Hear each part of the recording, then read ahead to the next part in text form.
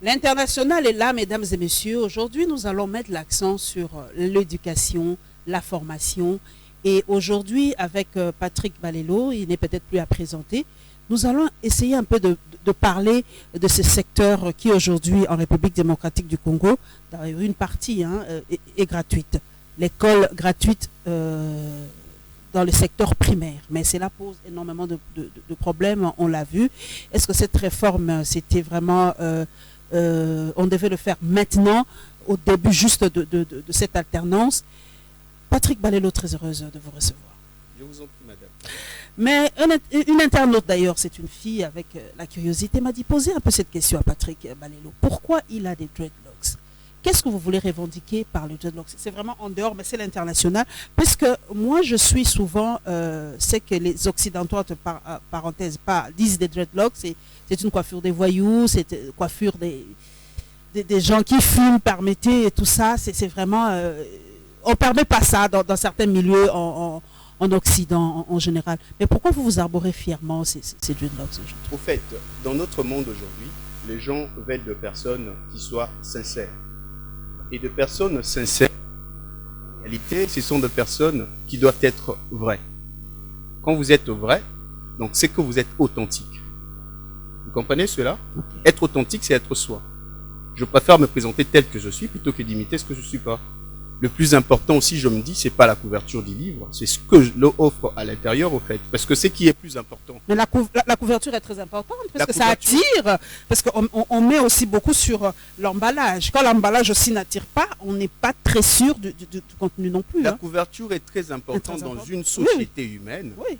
Mais les personnes dont moi, personnellement, je m'adresse, ce sont des personnes qui doivent s'élever à ces niveaux-là, qui doivent dépasser les apparences, qui doivent aller au-delà. Et auprès de ces personnes-là, que je qualifie des intellectuels, je pense que le plus important, c'est ce qui sort et non ce qu'ils voient. Les dreadlocks, c'est vraiment une coiffure africaine? Les dreadlocks, parce qu'aujourd'hui, les Occidentaux, il y a des Blancs aujourd'hui qui arborent cette coiffure. Les dreadlocks, c'est une coiffure dans l'humanité. Parce qu'il n'y a pas qu'en Afrique que cela s'est plus manifesté. Quand bien même que toute l'humanité est africaine avant tout. Le dreadlock, c'est un symbole d'un retour aux racines, d'une certaine fierté de sa nature, d'une certaine forme de spiritualité aussi. Parce que quand vous regardez par exemple chez les Indiens, vous allez vous rendre compte que les plus spirituels en Inde, ils ont tendance aussi à avoir des dreadlocks. Oui. D'une manière un peu de jeune. Quand vous regardez même dans les histoires juives, mythes ou pas, vous allez vous rendre compte, on en parle par exemple de cette tresse de Samson, on parle par exemple de Jésus qu'on qualifiait des Nazaréens, on parle de Jean-Baptiste, Jephthé et consorts. Ces gens ont une certaine caractéristique d'un point de vue physique, c'était que leur chevelure était en natte. En réalité. Et c'est une coiffure en réalité, par exemple en Égypte antique, qui était une coiffure royale, parce que les scribes, par exemple, en portaient. Mais d'un point de vue idéologique de notre époque, c'est une façon de revenir aux racines, c'est une façon de revendiquer une certaine fierté telle qu'on est, et c'est une identité. Et pourquoi les Rastamènes, c'est l'identité de beaucoup de Rastamènes? Pourquoi? Le Rastafari, le Rastaman, c'est... Parce que ce mouvement était un mouvement de résistance avant tout. Un mouvement de résistance face à l'aliénation culturelle occidentale durant l'esclavagisme. On commence avec le nègre marron et consorts. Et au départ, ceux qui en portaient, ils avaient peut-être des chevelures à l'allure de Lumumba, à l'allure de Marcus Garvey, les chevelures et la barbe, la chevelure afro, la texture afro, qui n'était pas acceptée à un moment parce que on leur disait que votre chevelure est sale, quand c'est afro, il fallait défriser pour ressembler aux hommes occidentaux ou aux dames occidentales. Ce sont en réalité des choses que nous avons arrêtées de nos jours parce que nos dames ne sont même pas fières d'être. Ça fait 5 ans que je défrise. Voilà, vous êtes peut-être exceptionnel. Mais non, il y en a beaucoup. Aujourd'hui, le mouvement n'est plus. Le mouvement est en train de prendre plus d'ampleur parce que de plus en plus l'hypocrisie de certaines sociétés commence un peu à montrer sa vraie face. Et par conséquent, à force de vous mettre à côté, à un moment, les gens se disent, bon, je m'accepte tel que je suis, parce qu'on m'oblige d'être une forme d'individu que je ne me sens pas, et je préfère rentrer dans mon originalité. Et par conséquent, on constate de plus en plus cette tendance de mouvement. Donc c'est une forme de revendication aussi identitaire, mais de l'acceptation aussi de soi. Mais si vous devenez ministre, vous pouvez mettre ça un peu devant pour que les gens voient un peu la longueur. Je suis vraiment curieuse. Si aujourd'hui, Patrick Balelo est ministre aujourd'hui, est-ce que vous aurez ça? Est-ce que les gens vont accepter un ministre de l'éducation, par exemple, avec des dreadlocks? Parce qu'on va parler de l'éducation, parce que vous êtes une image, une référence, une autorité. Est-ce que Patrick Balelo gardera ça? Parce que si on vous oblige de les couper, si vous êtes nommé ministre, vous pouvez renoncer à un poste à cause de vos dreadlocks? Je suis un homme d'idéal et ce n'est pas l'argent qui peut m'impressionner. Je suis un homme d'idéal. Je peux renoncer à cause de ça. Parce que finalement, ce n'est pas pour ça qu'on s'est intéressé à moi. C'est plutôt pour ce qui sort de ma tête. S'ils préfèrent des gens avec de formes ministrables d'après le... il y a des critères quand même. D'ici, eh ben, ils continuent avec ce genre. Ils continuent avec eux. Moi, j'ai des convictions, c'est pas parce que je suis différent de vous que nécessairement... Est-ce que, Patrick Balelo, qu'est-ce que vous direz aux parents dont les enfants ont envie d'avoir de dreadlocks? Est-ce que les parents doivent accepter cela ou dire non, c'est pas bien pour vous? Parce que moi, je suis parent, si mon fils me dit maman, je veux avoir des dreadlocks, ce serait un peu... comment je dois me comporter? Est-ce que je dois soutenir ce garçon qui va avoir des dreadlocks? Laissez-le être libre d'avoir sa coiffure. Au lieu d'avoir des histoires qui ne sont pas vôtres, pouviez-vous pas être fier d'avoir ce qui est vôtre? C'est ma chevelure, c'est moi en fait. Vous voulez à ce que j'enlève mon identité pour vous ressembler à vous? Mais non. Là, c'est une forme de dictature de la pensée. C'est la société impose certaines règles. La société impose, mais développer auprès de l'enfant sa singularité. C'est aussi parmi les démarches que je mène dans mon travail pour la révolution de nos systèmes éducatifs, qui veut à ce que tous les enfants se ressemblent, qui veulent créer une certaine forme d'uniformisation qui en réalité ne produit rien du tout. Parce que la société est riche dans sa diversité. L'unité dans la diversité dans l'unité. On n'est pas tous pareils, on voit pas tous le même monde, on ne peut pas tous se ressembler finalement. Et puis au lieu d'être fier de porter des histoires qui ne sont pas vôtres, pourquoi ne pas être fier d'avoir des histoires qui sont naturelles? Les gens veulent à ce que les gens soient naturels finalement. Et les boucles d'oreilles, un Africain, dans l'ancienne Afrique, les Africains, les Noirs africains portaient des boucles d'oreilles? Il y a des cultures, il y a des différentes cultures dans le monde, dont ce sont des parures esthétiques. Et moi, dans mon esthétique à moi, ça me dérange pas. Ça vous dérange pas. Me dérange pas. Même le regard des autres ne vous dérange pas. Excusez-moi, j'allais dire un autre mot. Mais vous vous en foutez, permettez. Absolument. Ils ont le droit d'avoir un point de vue. Et leur point de vue ne doit pas changer ma nature quand même. Parce que moi, je ne viendrai pas leur demander d'arrêter leurs bêtises, ne serait-ce qu'une fois, pour que le monde change autrement, quoi. Nous allons parler de la gratuité de l'enseignement, les réformes aujourd'hui. C'est parmi les réformes qu'on attendait, la gratuité dans l'école primaire. Oui. Mais aujourd'hui, on a l'impression que ça résiste un peu. C'est constitutionnel, la gratuité. Absolument, il y a 13 ans déjà. Voilà, déjà. Et on se plaint que Kabila ne l'ait jamais mis en pratique depuis quelques années. Mais quand le nouveau président est arrivé, c'est une des premières mesures phares de Félix-Antoine Tshisekedi, la gratuité de l'enseignement primaire. Est-ce que pour vous, cette mesure a été trop rapide, trop directe? Parce qu'aujourd'hui, on rencontre des résistances. Parce que j'ai vu d'ailleurs, avant de venir, j'ai vu une image dans le net des élèves de Kolwezi qui manifestaient, que ça fait 2 semaines qu'ils n'étudient pas. Il y en a qui se plaignent, même ici à Kinshasa, que les professeurs n'enseignent pas. D'ailleurs, mon propre fils, ça fait 2 semaines, je ne peux pas citer l'école. Les professeurs entrent, mais ne délivrent pas, donnent parcours, pratiquement, ça fait 2 semaines. Alors, ça a été trop vite, ça a été trop rapide, la réforme a été trop brutale. Patrick Balelo. Il y a une chose, avant que je puisse argumenter votre question. En réalité, les gens devaient comprendre une chose, c'est pas parce qu'on ne partage pas la vision d'une personne que nécessairement on appartient à un groupe qui semble le combattre. Les gens devaient élever un peu les débats ici chez nous. Parce qu'ici, il suffirait que vous dites quelque chose qui est contraire à ce que l'autorité ou quoi que ce soit dise pour qu'on vous qualifie de n'importe quoi. Or, ils oublient une chose, que le changement, en réalité, c'est une construction de chaque instant. C'est à travers l'apport de points de vue divergentes qui sont constructives que les choses peuvent aller de l'avant. Ce que nous allons discuter ici, en réalité, les gens vont dire que vous critiquez souvent, c'est ce qu'ils disent souvent, vous critiquez mais sans rien proposer. En ce qui me concerne personnellement, il y a 2 propositions qui ont été faites. C'est un sujet que j'ai commencé à travailler, ça fait quasiment 10 ans. Et j'ai eu à étudier sur toutes ces questions parce que je me suis battu pour ça. Parce qu'on ne peut pas parler d'une révolution qualitative de l'éducation quand on n'offre pas cette éducation à tous. Pour que l'éducation de qualité soit donnée à tous les enfants, il faudra que nous tombions sur cette histoire de la gratuité. Parce que avant, l'école était rien que pour les nantis qui avaient cet accès. Et c'est une certaine forme d'élitisme qui ne permet pas... une certaine discrimination. Discrimination scolaire. Okay. Et par conséquent, on ne peut que se réjouir pour la mise en place de la gratuité. de telles formes de réformes qui sont en réalité révolutionnaires. Mais de l'autre côté, on doit toujours garder pied sur terre sur le réalisme, au fait, en matière de chiffres, sur la faisabilité et consorts. Parce que lorsque les politiques disent certains discours et que les réalismes le rattrapent, ça peut même discréditer leurs paroles en réalité.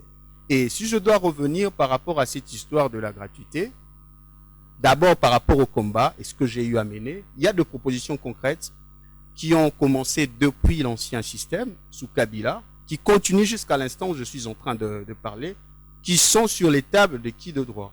Le combat n'est pas pour qu'on cherche le poste politique, parce que c'est pas intéressant, mais le combat est pour que le changement soit global. Et pour que ces changements soient globaux, ça ne peut qu'être réalisé par une institution Ça a étatique. été trop direct, Patrick Balélo. J'arrive sur ce point. C'est très important de préciser et de quadriller un peu la pensée. Si je dois revenir maintenant à la question dont vous êtes en train de dire, en réalité, lorsque vous parlez de cette réforme ou des réformes de telles ampleurs, en réalité, ce sont des choses qui doivent être pensées. Et la manière dont la chose a été faite, ça démontre à suffisance que ça n'a pas été pensé en avance. Parce que c'est pas à l'instant où on proclame cela qu'on pourrait mettre des réformes assez structurelles comme ça directement. C'était du populisme, selon vous, C'était du populisme. Tout simplement. Parce que la réalité politique risquera de rattraper. Dans quel sens? Pour mettre en place de tels changements, il fallait déjà un gouvernement. Un gouvernement qui devait proposer un programme qui devait être débattu au Parlement et qui devait être voté pour que ça soit mis en application. Il faudrait savoir combien on a besoin. Il faudrait avoir de préalables. Toutes ces études n'ont pas été faites en amont. Pour preuve, on parle de la table ronde sur la gratuité de l'éducation, ça s'est réalisé juste après. Juste après la... Juste pendant les débuts de la rentrée scolaire. Or, ce sont des choses en réalité qui devaient être faites en amont. Il y a une table ronde bien avant, en 2016, qui a été faite aussi pour la gratuité. Mais cette table ronde, les conclusions n'ont pas été prises en compte. Donc, on a tendance à répéter les mêmes bêtises de gens qui nous ont précédés et on continue à faire ce qu'on appelle la politique de navigation à vue. Au moment où, en réalité, le réalisme risquera de nous rattraper et ça risquera de discréditer les auteurs de ces types de propositions en réalité. Moi, je pense qu'il fallait des réformes structurelles avant cette proclamation de la gratuité qui est déjà constitutionnelle. L'international, c'est s'ouvrir au monde un peu. Ouais. Je sais qu'en Europe, je prends la France parce que nous sommes un peu plus liés, la Belgique aussi, parce que là, on suit souvent. C'est déjà effectif, cette gratuité à l'école primaire. J'ai posé la question aux parents, surtout à ceux de la diaspora, comment ça se passe là-bas. Ils ont dit c'est vrai que c'est gratuit, mais ils payent quand même quelque chose. Ils payent par exemple la cantine, ils payent par exemple d'autres besoins, la bibliothèque et toute autre chose. Mais comment chez eux ça s'est fait pour que ça arrive? C'est parce que ça a été brusque ou ça a pris du temps, Patrick Balélo, Vous en allez France? trop loin pour regarder en Europe. On ne regardait que l'histoire du Congo. Je me rappelle avant les années 85, les parents ne dépensaient pas trop pour... Pas trop, moi je me rappelle C'était quasiment gratuit aussi. Mais comment on est arrivé sous Mobutu à ce que les parents payent l'argent? C'est une conséquence de mauvaise gouvernance et de mauvaise gestion des endettements que nous prenons. Parce que, qu'est-ce qui se passe? Les secteurs de l'éducation, pour qu'elle soit gratuite, il faut que l'État subventionne. Exactement. Pour que l'État subventionne ces secteurs, il faut qu'il gagne beaucoup d'argent dans d'autres secteurs. Et quand l'État n'a plus assez de moyens pour pouvoir... au-delà de ses besoins régaliens, financer les secteurs de l'éducation, c'est dans ce cadre-là que ça a été remis au niveau des parents. L'origine de la prise en charge de l'enseignement par le parent a commencé dans les années plus ou moins 85, lors de la remise en cause des dettes que le Mobutu et tout ce que nous avons hérité de Belges, quand nous les avons pris vers les années 85, quand on s'est rendu compte qu'on était incapable de payer.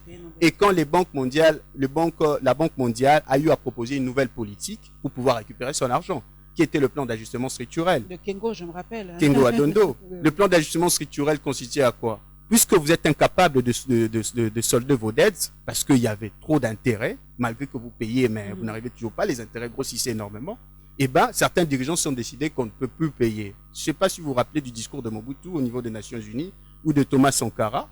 Thomas Sankara a été tué ensuite et les autres ont eu peur. Ils ont accepté de mettre un peu l'eau dans leur vin. La Banque mondiale a proposé une nouvelle politique. Quelle consistait cette politique?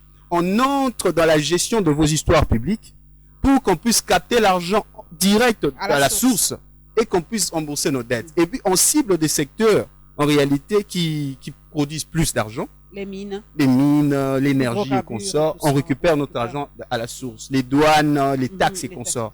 On récupère l'argent à la source. Et du coup, quand ils ont fait ça, pour récupérer leur argent, ils ont négligé le secteur de l'éducation, qui en réalité recevait des subventions. Du coup, l'État n'avait plus assez de moyens pour pouvoir financer l'éducation. Ça ne s'est pas fait qu'en RDC. Ça se fait dans beaucoup de pays subsahariens, africains. Et c'est dans ce contexte-là, vers les années 85, avec les Kengo Adondo et consorts, nous avons connu la prise en charge de l'éducation par les parents à cause des conséquences des dettes. Mais en Europe, ça se fait pas comment? En Europe, par exemple, en France, l'État produit plus. Subventionne L'État produit plus. L'État produit plus. L'État fabrique plus d'argent parce qu'il produit plus. Surtout à l'école primaire, par exemple. Et du coup, il subventionne les secteurs de l'éducation. Parce que quand on a plus d'argent, on peut subventionner d'autres secteurs qui ne produisent pas du coup. Vous comprenez cela? Les secteurs de l'éducation, c'est pas un secteur, en réalité, dont on voit les bénéfices à la seconde dont on investit. Ça prend du temps.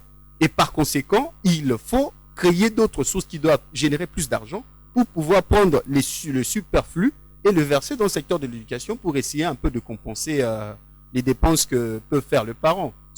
C'est une conséquence de mauvaise politique ancienne, mais on a semblé ne pas retenir la leçon. Mais aujourd'hui, Patrick Balelo, le chef de l'État, c'est déjà fait, c'est déjà dit. Ouais. Au fait, il y a une réalité que les gens ignorent. Quand on parle de l'Europe et qu'on parle de la gratuité, il y a des confusions que nous faisons. On appelle citoyen, c'est-à-dire l'individu qui participe à la vie de la société. Et qui dit participer, s'il y a un contrat social où les dirigeants sont censés sécuriser et assurer le bien-être des opérations dans la cité, mais que la population est censée payer ce qu'on appelle taxes. Et là-bas, à travers l'argent des taxes gérées par l'État, il arrive que l'État subventionne ces secteurs d'éducation. Donc, ce n'est pas gratuit, mais c'est l'argent des contribuables que l'État déverse pour pallier de manière globale à la situation pour que ça ne pèse pas trop auprès des parents. C'est dans ce contexte-là que ça donne l'impression d'être gratuite. Mais quand on parle de la RDC, c'est pas le cas. Les gens payent presque pas assez d'impôts. La gratuité, elle est effective, mais ça rencontre des résistances. Alors, comment expliquer aux parents aujourd'hui qui ne comprennent pas comment la gratuité est effective, mais les enseignants ne donnent pas cours, et sous d'autres provinces, dans d'autres provinces par exemple, ça c'est pas fait, c'est compliqué. Comment aujourd'hui parler vraiment de l'effet? C'est une réussite cette gratuité de l'enseignement? Je ne souhaite pas un échec, parce que si je suis en train de militer dans ce contexte-là, c'est pour que ça réussisse, parce que la réussite de cette politique, c'est le bien-être du Congolais en général. Est-ce que ça ne diminuera pas la qualité de l'enseignement? Les gens se plaignent et disent peut-être la qualité va prendre un sérieux coup. Au fait, la manière dont c'est en cours d'être réalisé, ça va impacter sur la qualité. Parce qu'il faut une planification. Il faut une planification. Il faut une politique éducative pour le pays. Quand on parle d'une politique, c'est-à-dire une projection dans le temps, une planification. Et la manière dont la chose est faite, c'est pas planifié. On le remarque, trop d'élèves, ça va impacter sur la qualité de l'éducation. Si on réussit à le faire, parce qu'il y a plus de probabilité qu'on puisse échouer plutôt qu'on puisse réussir, parce qu'on n'a pas le moyen de cette politique. Et le moyen dont on espère, c'est aller vendre les obligations de la RDC auprès des différentes banques pour récupérer de l'argent, pour financer et subventionner cela, réussir pour un mandat de 5 ans, mais pour quelles conséquences pour les générations futures? Là, on s'en fout. L'essentiel est d'honorer les promesses de campagne. Mais à quel prix? Ça, les gens ne veulent pas penser sur ça. Or, demain, on sera étonné, par exemple, de se rendre compte. Vous voyez, par exemple, l'histoire qui s'est réalisée au Sri Lanka, où l'État sri-lankais a eu à perdre la gestion de son port pendant 99 ans, à cause des endettements qu'il a eu à prendre. À perdre la gestion de son port principal pendant 99 ans. Ouh là là. 99 ans, à cause des endettements qu'il a eu à prendre dont il ne s'est honoré. Les dettes, c'est bien bon d'aller prendre. Est-ce qu'aujourd'hui, l'Afrique ne sortira jamais de ce cercle vicieux alors? Mais quand nos politiques ne prennent pas les leçons du passé, ne prennent pas en compte les propositions plus vertes qu'on le font, mais c'est normal que nous tombions dans la même bêtise.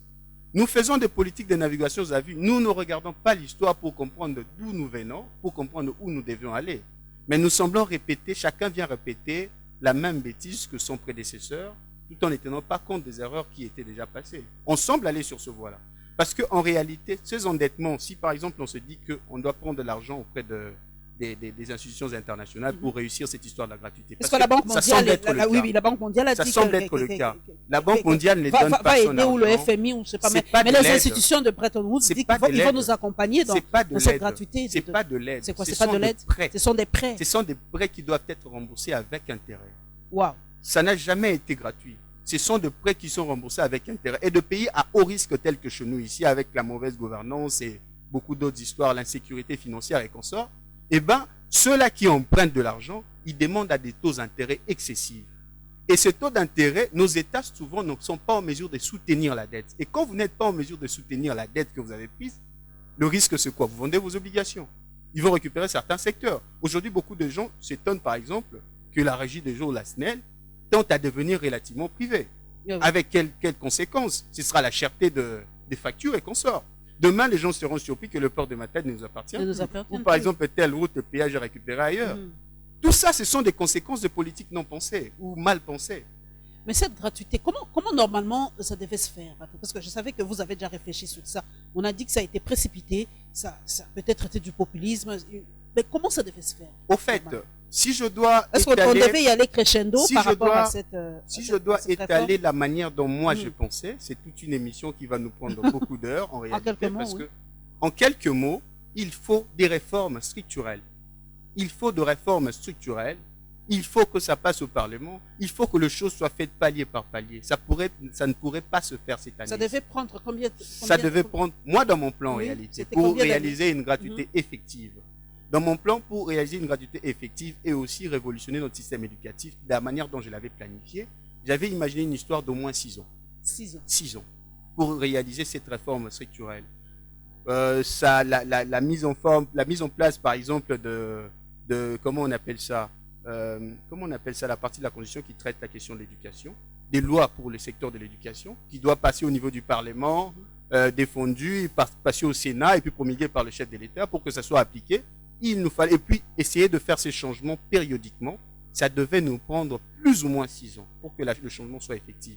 Okay. Mais la manière dont se fait, c'est brutal.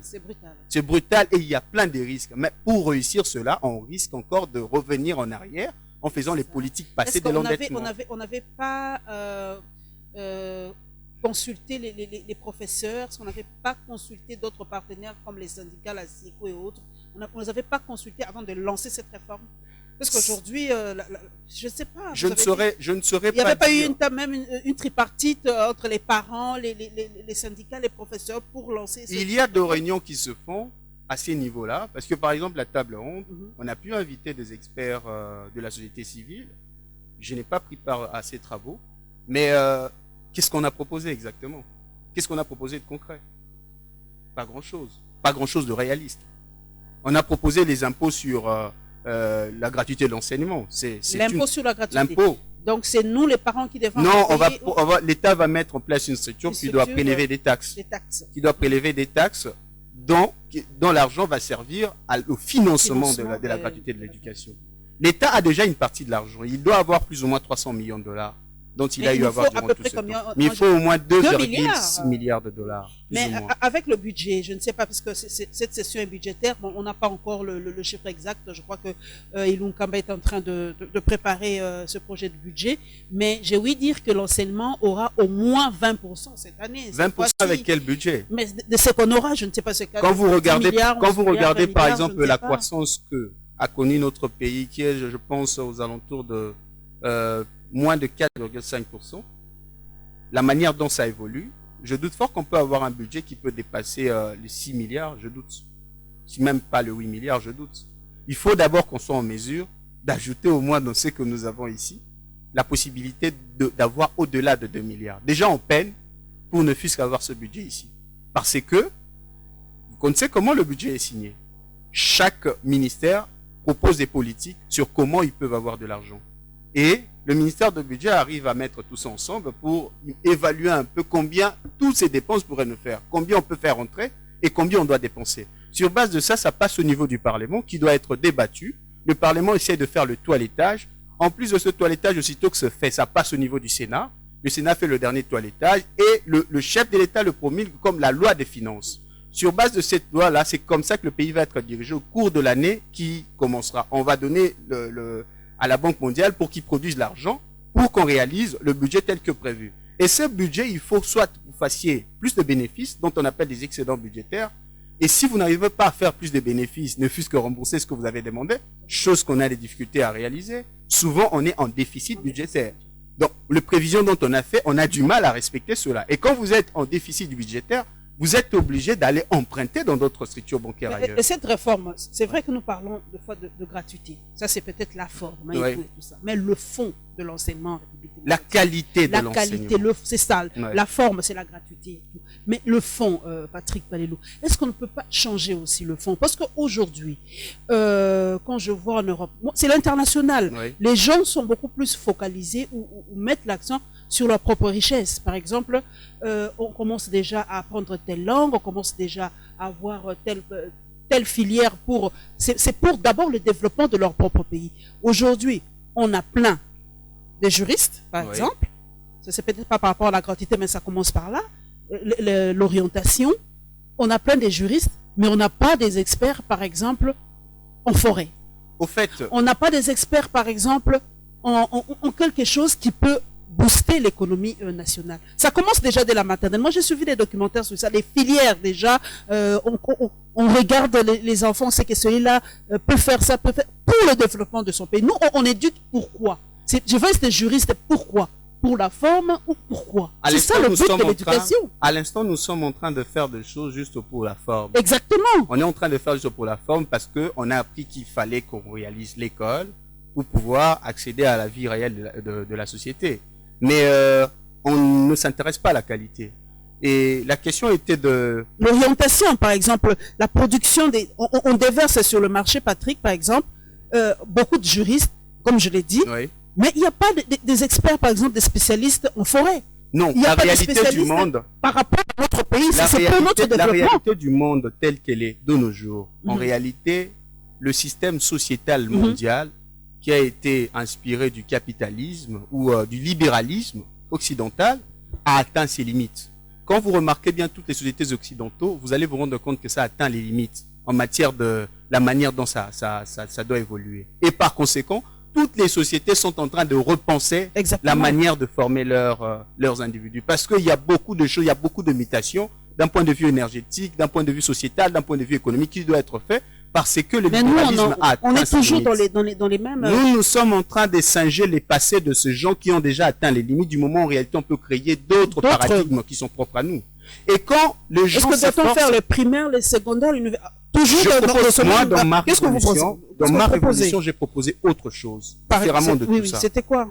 En matière, ça va nous prendre plus de En temps. quelques minutes. En Est-ce qu'on quelques doit rester minutes. dans les prix? Puisque même cette gratuité-là, on a suivi le ministre qui a dit que non, les parents doivent payer en 6e et en 7e. Septième et huitième. C'est dans l'école primaire. Vous Ouais. voyez, on ne comprend pas très bien où on veut en venir dans cette Au histoire. fait, Pourquoi cette réforme de 5e et 6e, ou cette 7e ou 8e, je ne sais même pas trop, pour revenir au fait que c'est toujours l'école secondaire? avant la mise en Est-ce que ça a place de changé? cette réforme, j'avais proposé un plan avec les anciennes administrations. Avant la mise en place de cette réforme, j'avais proposé un plan où j'avais trouvé que la finalité de ce qu'on cherche, en réalité, on ne peut pas l'obtenir avec le cycle dont nous avons, parce que ce cycle-là ne respectait pas l'objectif visé. Et moi, je proposais de nouveaux cycles. J'avais proposé un changement de cycle sur base des objectifs que j'avais fixés.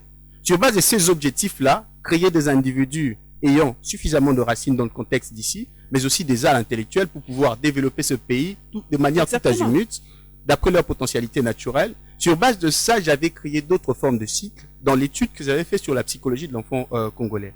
Et j'avais proposé un changement des cycles qui aurait pu avoir pour conséquence aussi changement de type d'évaluation scolaire, changement de contenu des matières, changement de forme d'orientation et changement de la manière même de la finalité de ces enfants pour pouvoir entrer dans la société de manière vive. Parce que qu'est-ce qu'on remarque? Qu'on déverse beaucoup de gens qui finalement Ne servent à rien pour le développement de notre pays. de la Il RDC. faut réfléchir Exactement. sur comment les insérer dans l'évolution de notre société. J'avais réalisé un plan qui allait dans ce sens-là. Mais quand vous proposez ici, on s'intéresse pas aux produits de l'intérieur. On préfère aller Prendre des experts, des experts je sais pas français moi, qui ne connaissent pas la nos réalité réalités d'ici. d'ici. Le chef de l'État va demander de l'aide par-ci par-là, mais au moment en réalité, les gens qui viennent leur proposer de bons projets, ils n'en tiennent pas compte. Mais ils attendent à ce que d'autres viennent, mais ces autres-là ne connaissent pas nos réalités. Et ils n'ont pas de même finalité que nous. Donc, au final, le cycle tel que c'est fait, le primaire, le secondaire, pour moi, ça ne répondait à rien du tout. Et d'après les objectifs que j'avais fixés pour la nouvelle éducation, parce que moi, j'ai plus l'enseignement que je visais, c'est l'éducation intégrale de l'individu, c'est-à-dire lui donner le savoir-être nécessaire, le savoir-faire nécessaire, que l'école s'efforce à donner, la connaissance de l'être qui est important, parce que c'est lui qui se sait, eh ben, c'est déjà une base de l'estime de soi, une base de développement personnel. Et ça se fait ailleurs déjà. La culture générale qui est le savoir. Donc, je m'étais basé sur tout ça pour imaginer l'individu de demain. Et sur base de ça, moi, j'ai enlevé ce qu'on appelle enseignement. J'ai mis en place éducation parce que c'est possible. Dans les anciens systèmes, on a plus primé l'enseignement au détriment de relations avec l'autre. Or, on remarque bien notre société, c'est ce qui pose problème. On ne sait pas vivre avec l'autre, c'est l'individualisme, l'égoïsme qu'on appelle Nte Mamabé qui prime. Mais aussi en matière de compétences, et savoir-faire était orienté dans une forme dont on n'a pas besoin. Accordez-moi une minute, je vais faire cette petite comparaison. Est-ce qu'un élève de l'école primaire française est beaucoup plus outillé qu'un élève qui a terminé l'école primaire? On le constate, la conséquence, c'est la société finalement. Ceux qui sortent de leur société sont plus outillés. Ils sont plus outillés par rapport à l'évolution du monde actuel que les élèves d'ici. Il n'y a même pas débat, quoi. Passez votre temps avec les enfants congolais. Vous allez vous rendre compte que déjà, ils ont du mal à échanger. Ils ont du mal à débattre. Ils ont du mal à produire des idées, des valeurs qui peuvent faire évoluer. Ils ont du mal même à faire des analyses objectives. Quand vous regardez même notre classe politique dans le débat politique ici, les débats objectifs n'existent plus. Tout tourne autour de l'individualisme, tout tourne autour de la tribu, des tribus et consorts, des insultes et consorts. Les gens ne savent même plus réfléchir rationnellement, objectivement. Ça démontre à suffisance qu'il y a un sérieux problème. Il y a un sérieux problème. Je crois que dans les écoles, nous devons peut-être remettre un peu ce débat, parce que je suivais une fois un film aux États-Unis où les étudiants faisaient des débats entre universités. Je ne sais pas si même nos élèves, nos étudiants sont capables de faire des débats comme ça. Ce film était formidable. J'ai oublié le titre. Vous avez le produit de l'intelligentsia congolaise, qui est la classe politique. Vous le recevez ici sur vos plateaux. Donc, c'est le produit de l'école. Donc, nous espérons que la gratuité sera réellement effective et ça apportera de primes, en tout cas ça apportera un plus, cette gratuité, mais comme l'a dit Patrick, nous sommes déjà à la fin. Le réalisme politique, le réalisme économique risque de faire capoter cette belle initiative. Des générations futures. Dommage, dommage. Parce que la politique, c'est fait pour les générations futures. Et pas pour surtout qu'on vit sur un développement durable. Merci Freddy Kipimo, merci Gilles Tibambé, merci mes internautes, followers dans les réseaux sociaux. Vraiment, le temps a été court, mais nous allons y revenir. Je vais encore cette fois-ci mettre l'accent pour le contenu de l'enseignement, parce que c'est ça qui pose énormément de problèmes. Nos élèves... C'est pas seulement ça, c'est parmi les choses qui posent problème. Nos élèves ne sont plus compétitifs. Quand ils sortent, ça devient très problématique. Parce qu'on peut bel et bien avoir de bons contenus, mais avec quel type d'enseignement? Et avec quel enseignant? Tout ça, on peut même donner la gratuité, mais il y a beaucoup de paramètres, en tout cas, à tenir en compte par rapport à cette gratuité. Merci Patrick Balelo. Je vous en prie, madame. Merci, on se retrouvera prochainement pour reprendre, en tout cas, ce sujet qui ne prendra d'ailleurs jamais fin, parce que l'éducation, c'est jusqu'à la mort. Merci et à vendredi prochain.